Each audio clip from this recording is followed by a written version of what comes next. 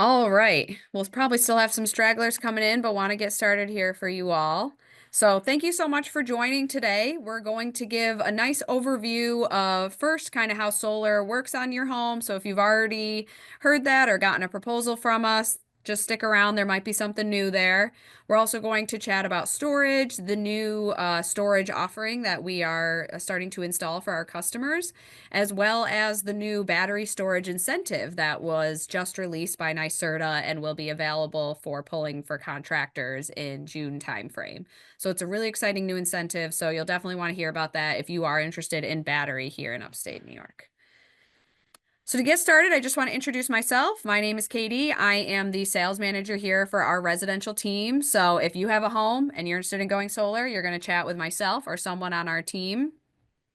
I've always been super passionate about renewable energy and just want to make sure that I find the best solution for you and your home or your future home. And sometimes that's telling people maybe solar isn't the best solution for them. We're super honest here at GreenSpark, but typically we can make it work for you on the roof or on the ground. You don't have to have a south-facing roof. That's my home in that picture. That's my solar, and that is a strictly east-facing roof. So I only have solar on the east side of my home.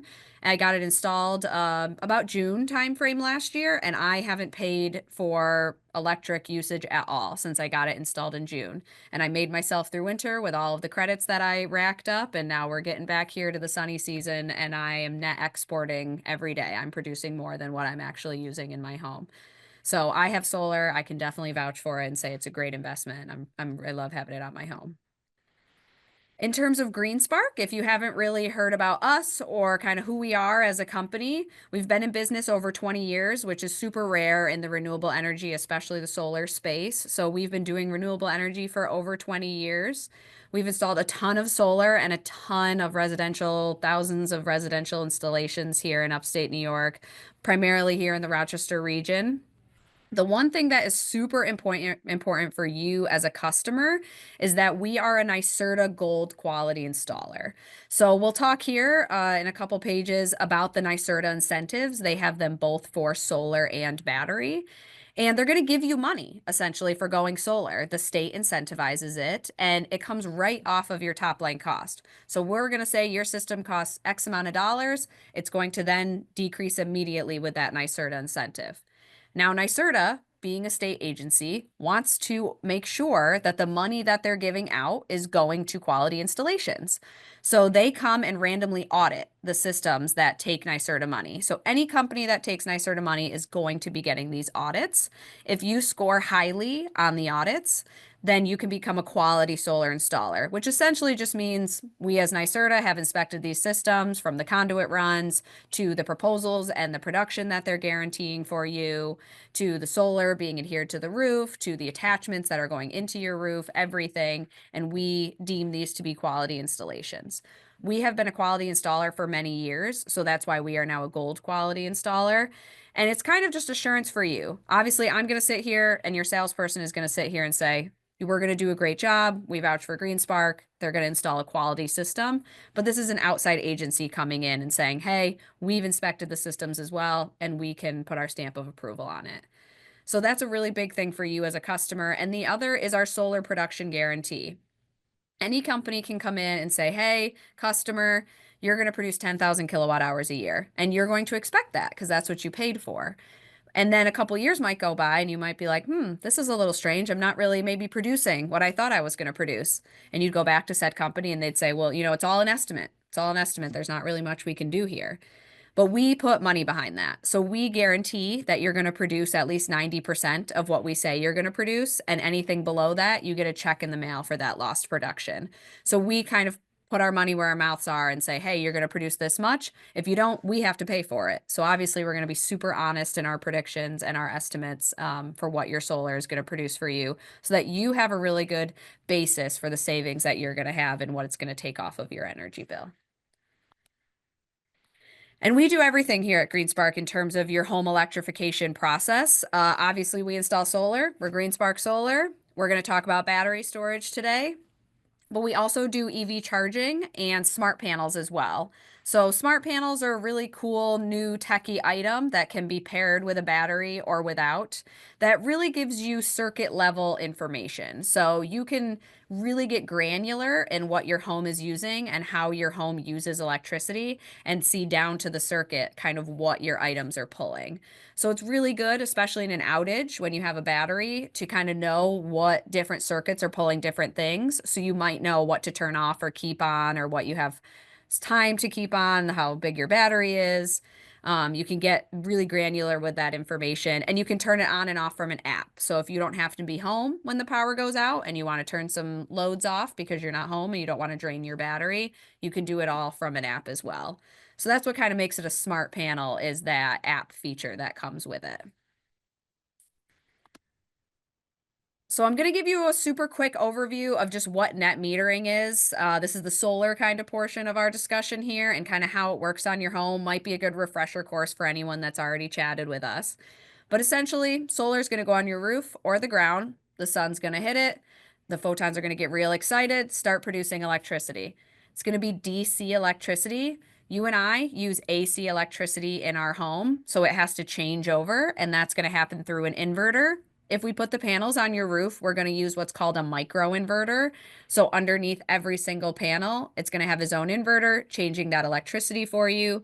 What's really awesome about a micro inverter is that if the one inverter happens to fail or doesn't work correctly, or there's snow on one panel or two panels, just those panels are going to kind of shut down till the snow slides off or the inverter gets fixed or starts working again.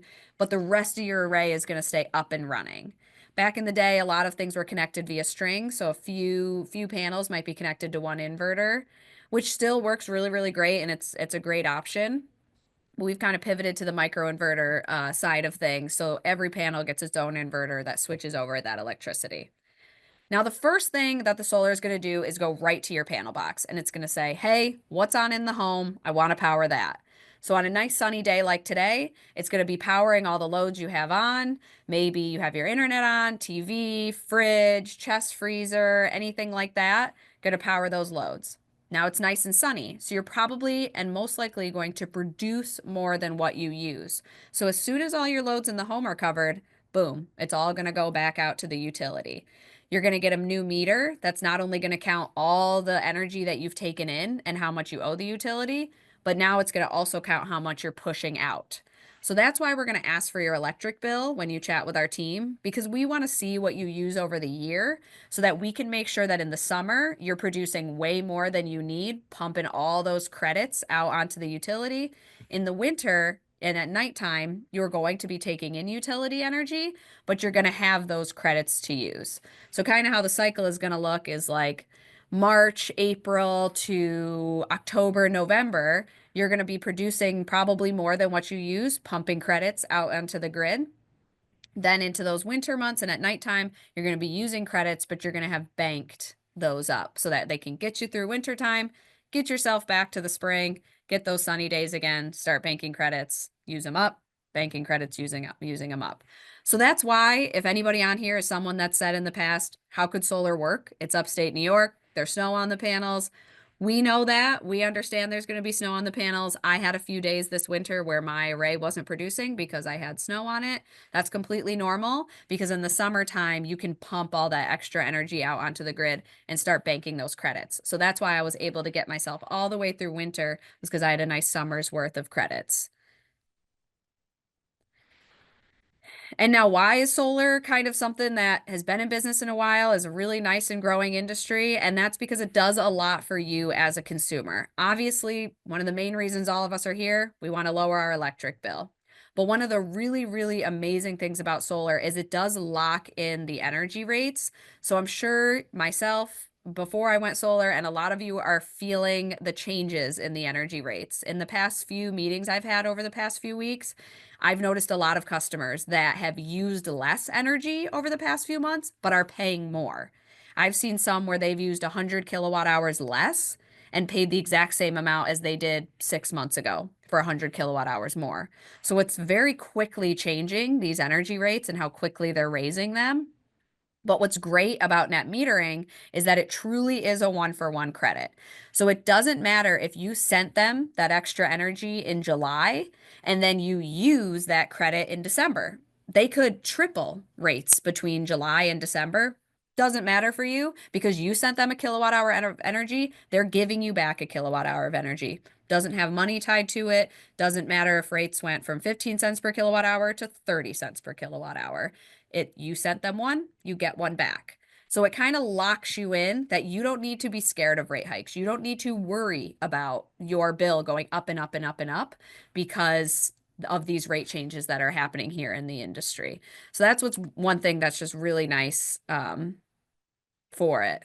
I see we have a question here. How long will the one-for-one credit system continue? That is a great question. Net metering is not locked in stone. So there's no talks of changing it right now, but maybe in the next 5 years, if you decide, I don't really want to go solar right now, and you hang out, you get a new deck, you put some new siding on, then you come back to me in 4 years and say, all right, I'm ready to go solar now. The way that we use energy with the utility could completely change. It's changing in many states. The good thing about going solar now is it does lock you into that program. And from everything we've read, it locks you in for about 20 years. So you would have that energy stability for about 20 years.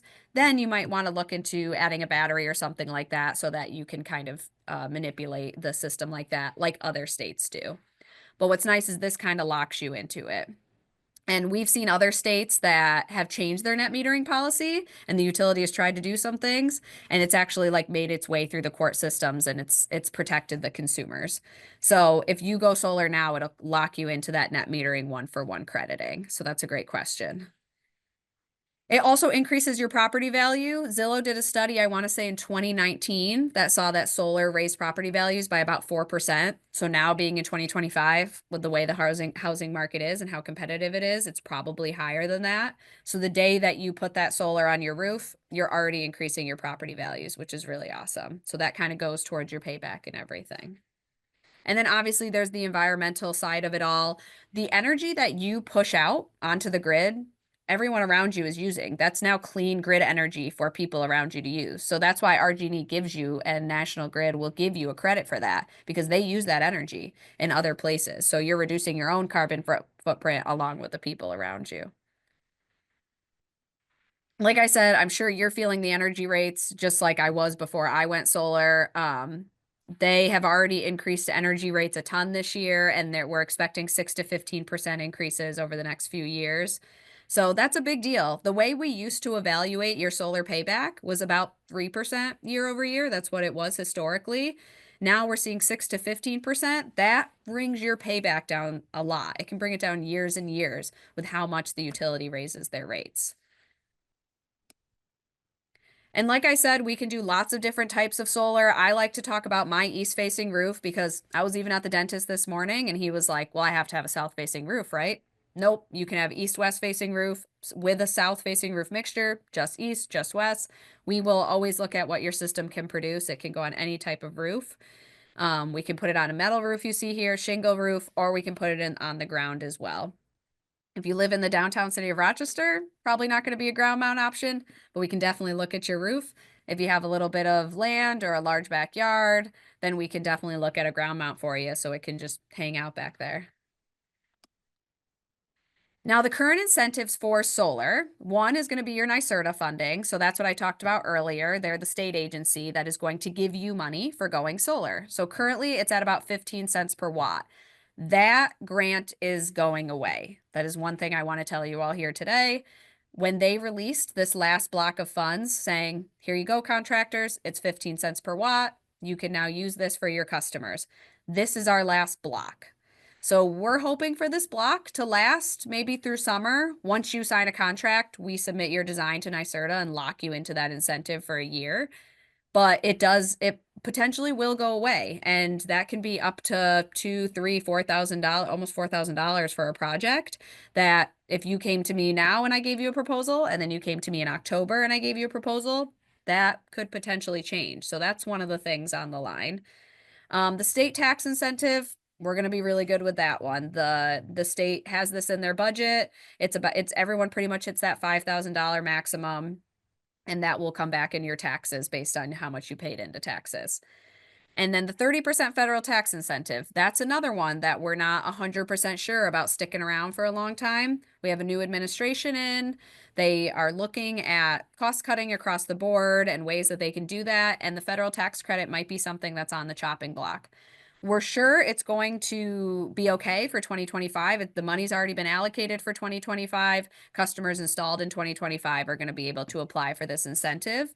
But if you come to me in October and might want to move forward, and we're installing into January, February at that point, there's a potential chance that the tax incentive might not still be here, but that's one that we're watching really closely. And if you're on our email list, we'll be sending stuff out to make sure you can snag that.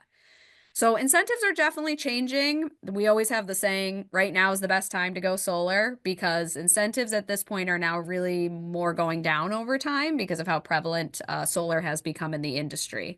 So you really want to lock in these incentives this year because you're going to get the most amount of money back that you can for your solar at this point. And it can combined, it can be almost 50% of your project costs that come down, which really changes your return on investment. Now, here are some of the main questions that we get in terms of solar. How much will you save? On average, we're seeing most of our customers over 25 to 30 years saving anywhere from 80 to 90,000 to 120,000 plus. Depends on how much electricity you use on your home, how much solar we can fit, all that good stuff. So you're going to save a lot. The typical payback period that I'm seeing is normally around 7 to 8 years to fully pay your system off. And you can do that financing wise, you can pay in cash up front, but after that, everything's going to be gravy. And honestly, with the way that utility rates are raising, I wouldn't be surprised if some of those ROIs came down even lower than that, because they've been paying for themselves pretty quickly with how much the utility has been raising their rates. So it would depend on you. I definitely encourage, if you haven't already gotten a quote from one of us, now that you've signed up from this webinar, you're going to hear from someone on our team and throw them your bill, throw them your address. We would love to take a look and see what we can get for you and the overall cost. Will tariffs impact the cost? That's the big question for any construction, any business in America right now. What are the tariffs going to do to my cost? And that's really why you want to sign a contract and lock in your costs right now. So when our customers sign a contract now, we order the materials, we get everything in so that we can only charge you what we say that we're going to charge you. In the past few weeks, we've had to slightly raise our prices for any new customers coming in, and I wouldn't be surprised if we're going to have to do that again in another month or so. So the longer that you kind of wait, the more likely you could be subject to potential price increases from people that came in maybe a couple weeks or a month before you. So definitely want to snag that quote and try and get in with our schedule as soon as possible. Like it says here, we do use a lot of US-based manufacturers. Our panels and inverters are manufactured primarily here in the US. So we aren't tariff proof. Nobody is, because a lot of raw materials come from overseas. But we have done what we can to mitigate that risk on our side and make sure that we can give you the lowest cost option. We've also tried to order a lot of stuff in bulk right now before potential changes to our raw materials. So it could impact the cost down the line, but if you sign a contract with us, that's what you're going to pay. So you're going to want to do that as quickly as you possibly can so that you can lock in these lower prices right now. So the big topic, battery storage. Why do I want battery storage? So one of the main things is that when the grid goes down, so if you're someone that experienced power outages or are nervous that power outages might become more prevalent as the grid gets more overrun, your solar will also go down, and that is strictly for safety reasons. If there are people working out on the lines, they don't want your solar pumping energy and making the wires live when they assume that all of the wires are de-energized. So your system, it's not something you have to do. Your system knows when the grid goes down and it shuts itself off, unless you have a battery. The battery will not only help keep your loads in your home powered, but it keeps your solar on as well. So if your power was to gone out today, nice sunny day, you might not even be using your battery energy during the day. You might just be using your solar power, and that would be powering the loads in your home, and it would also be making sure that the battery is staying charged as well. So it's really nice, just like peace of mind, knowing that if the grid was ever to go down or you have power outages, that your home or lo specific loads you've picked will stay up and running as well as your solar. So you might not even need your battery all of the time. So it's just a nice kind of backup power to have there. A lot of people ask me, should I use my battery to expel energy? So during the day, I charge up my battery. At night, I use my battery. Seems like a nice hack, right? Wrong, because we're here in New York where kind of the utility acts as your battery. You want to pump as much extra energy to the utility as you can so that you can have credits for nighttime and wintertime. Let's say that you do the model of just charging your battery and using it at night, charging your battery and using it at night. Yeah, maybe you could do that from June to September. But then when it starts to get a little darker, you start to get snow on your panels, you're not going to have those credits pumped out to the grid. And now you might have some more months where you've had to pay. Whereas if you've just pumped out onto the grid, you would have had those credits to use. Or you use your battery and now there's snow on your panels, you can't charge your battery back up. So you're using grid energy all day and you haven't stored those credits with them. So the main point is in New York right now, batteries are for backup energy and keeping your solar up and running, which is a really, really great practical use for them. And that's what you want to use them for. Why is a generator not able to keep your solar going? So the generator is going to be on a different line going into your home than the solar. So we have to tap, I believe, in front of your generator so that when the grid goes down, your solar also goes down. The generators and solar are kind of on different sine waves, so they don't talk to each other adequately, and then you could still be pumping energy out to the grid. If you don't have that battery and the system battery controller telling the energy where to go and to go to the battery, to go nowhere, to go into the home, then it could be pumping it back out to the utility side of things. So generators don't keep your solar up and running, but that is a great question. And I'm happy to, if you're an engineer, like a super techie person, I'm always happy to connect you with our design team to kind of chat through that. Now, we offer 3 different options here at GreenSpark for your battery storage, and we have this new option, the Franklin. So if this is something that you've talked to us about in the past, the Franklin might be a new exciting option for you. So the first one is Enphase. Enphase is the micro inverters that I was talking about earlier. So it's all going to kind of be in one. They are the smallest battery that we offer. They're only 5 kilowatt hours. When I talk in kilowatt hours for reference, a single person living in like an average size city home will probably use anywhere from like 8 kilowatt hours to maybe 20 kilowatt hours a day, depending on their usage, having the AC on, that kind of stuff. Obviously, during an outage, you would be very careful with your usage and turning things on and off. But 5 kilowatt hours would probably be quite small for you. You'd probably need multiple of these Enphase batteries. But what is nice about them is that it is the same app as your micro inverter, so it's kind of an all-in-one. And then you can kind of add more over time. Enphase's whole thing is that they're kind of like Lego blocks that you can keep adding on 5 kilowatt hours over time, maybe as you get more money or as you start to use more. They're used a lot in the states where you kind of need the battery, where the utility doesn't have the net metering like we do here, but it is still a really great AC coupled battery option. We also offer the Tesla Powerwall 3. So we've been installing these for a long time, but we wanted to have another option for our customers outside of the Tesla world. These ones, well, what is nice about the Tesla Powerwall is that they do have their own internal inverter. So they have a 13.5 kilowatt hour per battery, so much bigger than the Enphase ones. They can back up your whole home, but you'd want to be turning off loads and paying really close attention to your battery. And you can add up to 2, 3, 4, 5, 6, 7, as many as you want there. But what's nice is that they do have that internal inverter. So it does save you some cost on your solar potentially. If you came to us and said, hey, I want solar, and then I want to add a battery, we'd say, here's your solar cost, here's your battery cost. But if you went with the Tesla Powerwall 3, we can remove your inverter cost from your solar pricing because we can use the internal inverter in the Powerwall. So that's what kind of gives this one its competitive advantage there, and might be for your consideration because of that. Now, the Franklin A Power 2 is our newest offering, and it's super exciting because it has the highest kilowatt hour capacity for you at 15 kilowatt hours.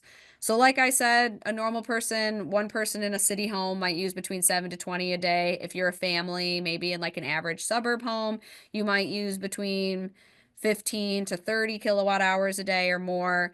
Again, this battery backup, you're not going to want to just go, oh, the power's out. I'm going to keep doing exactly what I would normally do in a home, use my AC as I normally would, turn on all my things, turn on all the TVs. You're going to want to pay attention to what your usage is, and you're going to have an app that kind of shows you where things are coming from and going. And you're going to want to turn off really big loads if you can. This one has a longer warranty, so it's a 15-year warranty, and it's also an AC coupled battery. So it's a little bit more efficient because as the energy is turned to AC on your roof with your microinverters, it can go into the battery in that same state. It also has the capability to be recharged with a generator. So if you do have a generator on site, like that question, you can hook it up to the Franklin for a little extra cost. So then when the Franklin starts to go down in its percentage, the battery can charge it back up. So for if it's a dark day or a snowy day when the power goes out, you have that kind of capability. So that's something that the Powerwall doesn't have, that the Franklin does have. So we're really excited because we know we have a lot of customers with generators that want to potentially look at a battery. So now this is something that we can offer. So it's super exciting. And there are incentives for a battery, which is awesome. There is a 30% federal tax incentive. That's like the same one I was talking about earlier.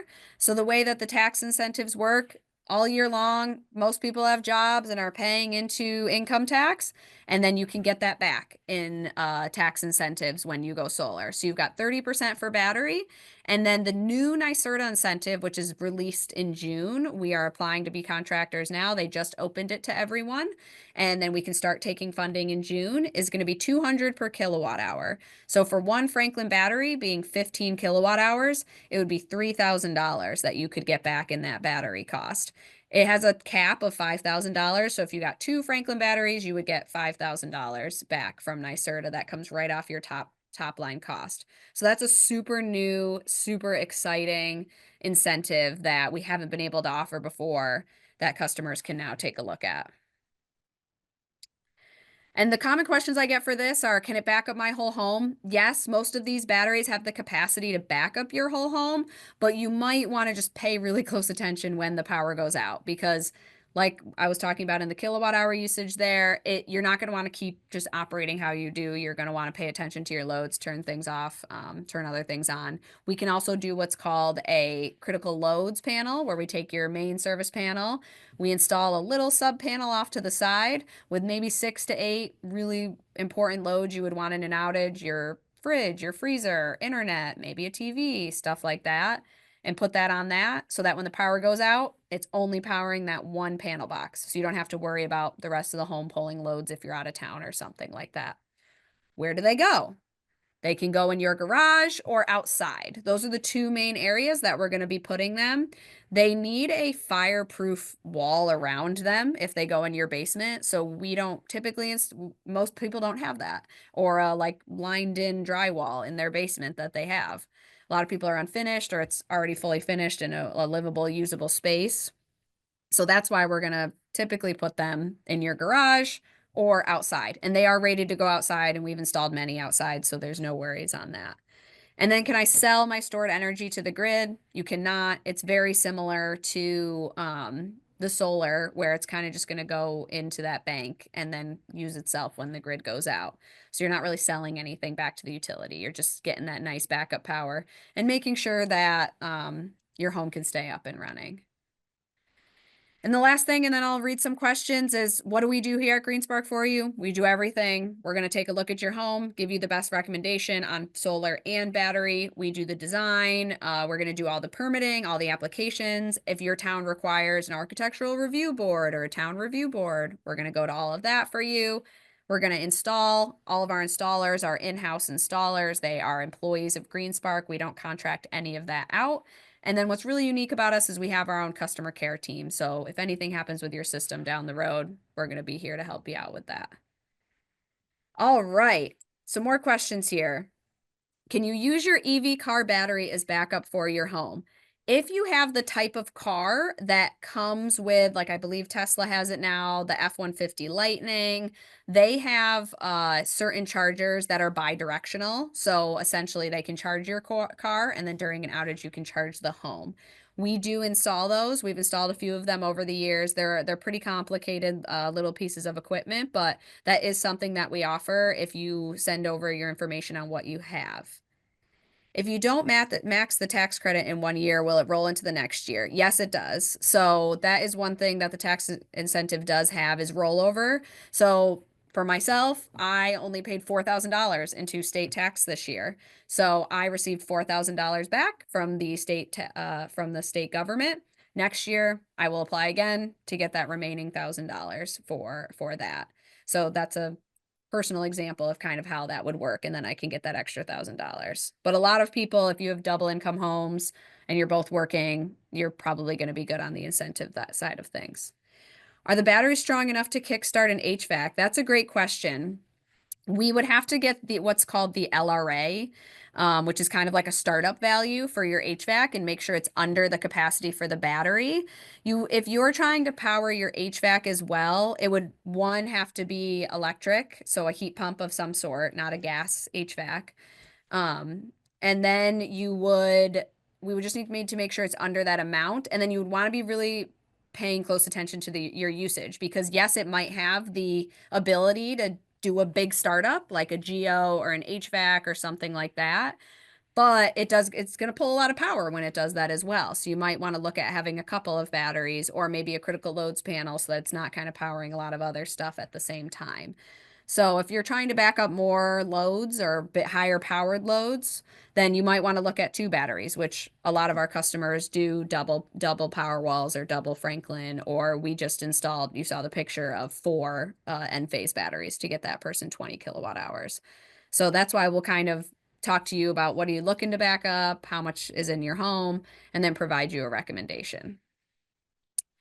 Now, I also had a few questions that were submitted at before the webinar that I want to read out as well. Is it better to add more panels or batteries when you have net metering? Hopefully my presentation here has kind of answered that question for you. If you're using more than what you did in the past and your solar isn't covering all of it anymore, then you might want to add more panels because that is going to provide you more production to add to the net metering for your home. Which if your system was installed a while ago, a lot of things take a lot more electric. You might have an electric vehicle that you've added to your loads, that kind of stuff. And it's super easy for us to do expansions. We do them all the time. So you can chat with us on that. What is the life of the panels and the cost of replacement? So all of our panels come with a 25-year warranty, our inverters as well. So everything on your roof is going to be warranted for 25 years.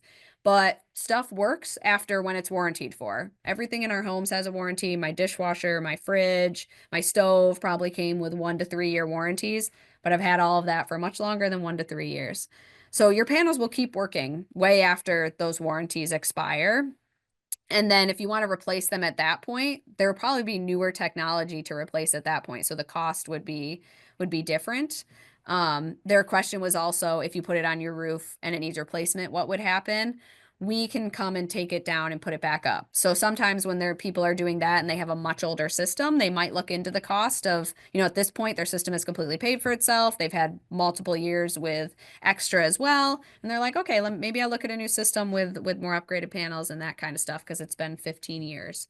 But 99% of my customers will just take their panels off and put them back on. So you would reach out to us. We would provide you pricing on what that would cost to take the panels down and put them back up. And then we would try and coordinate with you on when you're getting the new roof so that you take your panels down really close to when you're putting the new panels back up. And I always tell people, call me in the dark months to do that because we don't want to be doing that for you in the middle of August when you're trying to bank all those credits with the utilities. So call us in the dark months. We'll provide you the quote. We come out and take them down. You get your new roof. We put them back up. It's a very normal process here. We did one yesterday. We're doing them all the time. And then someone said they're looking at roof versus ground mount and kind of what the cost is. And that's really up to you because sometimes a ground mount's your best option. Maybe your roof only covers 50% of what your usage could be, but we could put it on the ground and cover 100%. So the ground mounts obviously cost a little bit more because we have to provide the structure to put the panels on, whereas your home provided that structure for us. But if you can cover everything in your home with a ground mount, then the cost kind of pays for itself. It's kind of answers itself there. So thank you everyone for submitting those questions before the webinar. What is the waste treatment for expired panels? So if panels expire, we do work with a few different recycling companies that actually will break down the materials and recycle them. So if you're someone that's trying to get rid of your panels, or you are doing a removal and you want to replace the panels because you have a 15-plus-year-old system, we would work with you on working with one of those facilities they kind of pull them apart and recycle the different pieces as needed. Great. Well, we are a little bit over time here, but we had a lot of really awesome questions. So I want to thank everyone for joining today. There will be a recording on YouTube of this as well for anyone that missed, or if you know anyone that wanted to join us. But my information is here on this last page. It's just my full name, katie.stelick@greenspark.com. But our team will be reaching out to chat with you a little bit more about solar and throwing you on one of my sales team's calendars so they can take a look at your usage and provide you a customized proposal for what you use and kind of what you might need in your home. So thanks so much for joining today. Have a great rest of your day.